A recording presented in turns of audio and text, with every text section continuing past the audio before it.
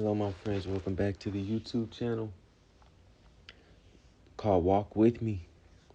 Today's video is about letting go as a process and not as an instant. Because a lot of people think about letting go. They think of it as something that you just do on the spot. Like, okay, right now I'm just going to let everything go. I'm going to stop holding on to everything right now. But you have to realize letting go is a process. It's not a mind trick. It's a process through your actions. You let go through your actions. You think about wanting to do something, or you thinking about the past, or you're fantasizing about something in the past and how it used to be. And you want to go to that. You want to, call that person, talk to that person. Instead of doing that, you don't do that. Instead of calling that person when you want to, you don't do that. Instead of listening to that song you want to fantasize about how it used to be and how things used to be, you don't do that. And this is the process of letting go. It's stopping those actions which are still holding on to the things. Refrain from doing them. Even if it's uncomfortable, refrain from doing them.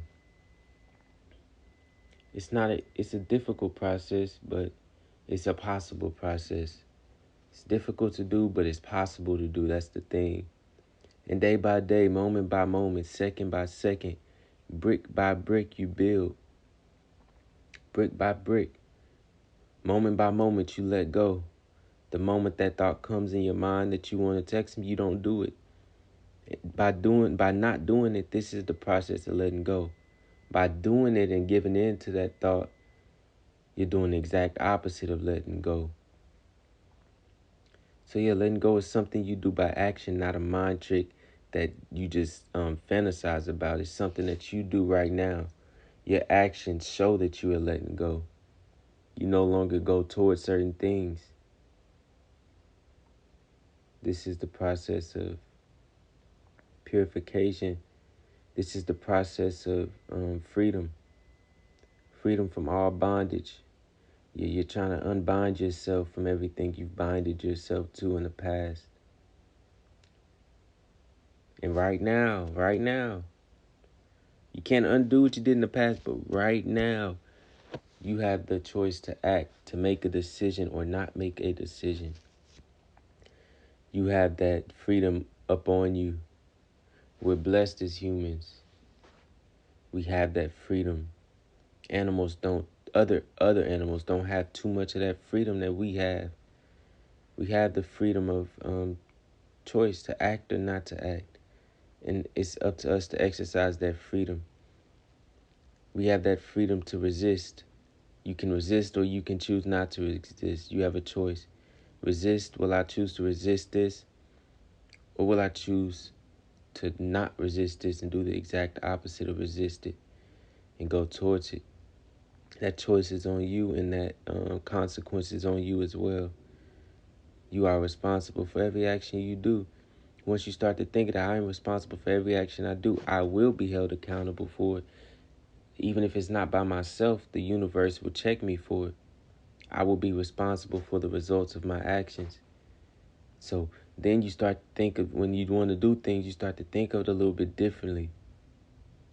When you want to go towards something, you start to think of it a little bit differently. You don't really, you won't do it. It'll be much harder for you to do something you know is wrong when you already know for a fact that you will have to face the consequences of whatever you do.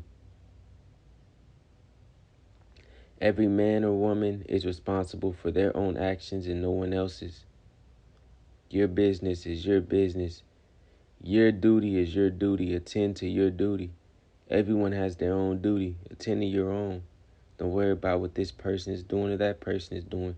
Don't worry about if this person is doing wrong or that person is doing wrong.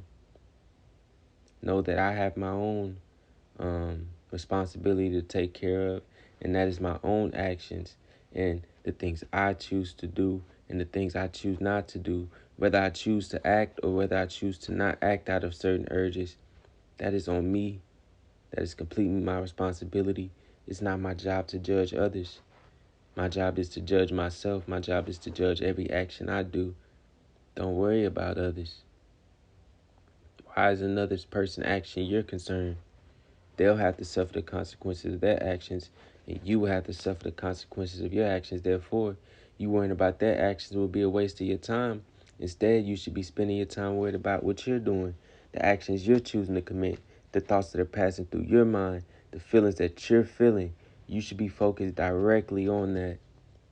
And you shouldn't move an eye from it, because the moment you take your eye and try to look at what someone else is doing, in that moment you take your eye off of what you should be paying attention to, and that's what you're doing in your actions right now, what your actions are rooted in. So start letting go, not as a thought process. It's not as something that's happening in the mind. It does extend to the mind, but it starts in your actions. Let's reverse that whole picture. People think that they can imagine that they have something and then the actions come. No, you do the action and then these things come. Right now, I'm writing a book, and this is what one of the chapters about is values and morals. And in that book, I talk about how people try to imagine that they have certain values instead of actually having their actions show that they have them values. I wrote in that book, I said, someone may say that they value health, but they still eat fast food. Therefore, the words that they say, or whatever thought they have in their mind that sounds good about what they value, the action of eating fast food shows that they do not value their health. Instead of imagining that you have values and going against them, start to change your actions. Stop eating fast food, and then the actual true value of health will come up. The actual true value of health, you'll be walking in that value instead of talking in it. The true value of health will actually appear. You will truly value health once you stop eating fast food, once you start exercising, once you start changing these habits. Then the values will start to change. You can't have these same habits you've had before and say, okay, I'm going to change my values though, but I'm going to continue to do the same actions that I did before in the past. It makes no sense. You can start writing down your values all you want. I value this, I value that, I value this, I value that. Until your actions change and show that that's what you value, that does not matter, and it doesn't play a role. You have to have values and morals, but you can't have values and morals without having discipline. That's why I always say discipline comes first. Discipline is the first step. It starts with discipline, and then the rest begins to build. Discipline first, then the values and morals come. Discipline first, and then you begin to develop strength. Discipline first, and then you start to change your habits. Discipline is the start of transformation. Not change, transformation. Change is good, but transformation is a whole different thing. You're trying to transform your very being. You're not just trying to change your personality. You lose concern with the personality, and you begin to focus on what really matters. And that's this experience itself. This experience right here. You cease to care, or you cease to really worry too much about what others think about what you're doing. And you begin to focus on the experience. How are you feeling? What's going on in this experience? And what can I do to better this experience? And what can I not do to better this experience? What habits do I have that are causing this experience to be a lot harder than it has to be? What habits can I add to soothe this experience, make this experience of life a lot more simple and a lot more smooth? That's why letting go is important, because you start to realize all this holding on to things and all this wanting to go towards things and just grab a hold of it and not let go is causing you trouble. It's causing you trouble. So you stop doing that. You start letting the thoughts come up. Okay, this thought is here. I want to do this. Okay, I see that. I don't deny. You don't deny that that's what you want to do in that moment. You don't deny that that's what's present in that moment, but you don't do it. This simplifies everything so much. It's no mind trick. It's all in your actions. What are you doing and what are you not doing? You can't go around that. People want to continue to do certain actions. That's what we want to do. Me and you, we want to continue to do certain actions, but change the effect of the action. We want to keep doing certain things, but change the effect. We want to keep going after lust, but we want to have peace as well. Contradicting. You can't constantly chase lust and that be the only thing on your mind, and at the same time your mind be at peace. It's not possible. We want to continue to eat fast food and eat badly, but have health. We ask for things that we don't deserve. And I don't mean that like in a bad way to put anyone down. We ask for strength when we haven't built that strength. We ask for health when we haven't stopped doing the things that make us unhealthy. We ask for peace, but we continue doing actions which make us unpeaceful. We ask for clarity, but we keep doing things that are rooted in confusion and that have no purpose. We ask for love, but we go for lust.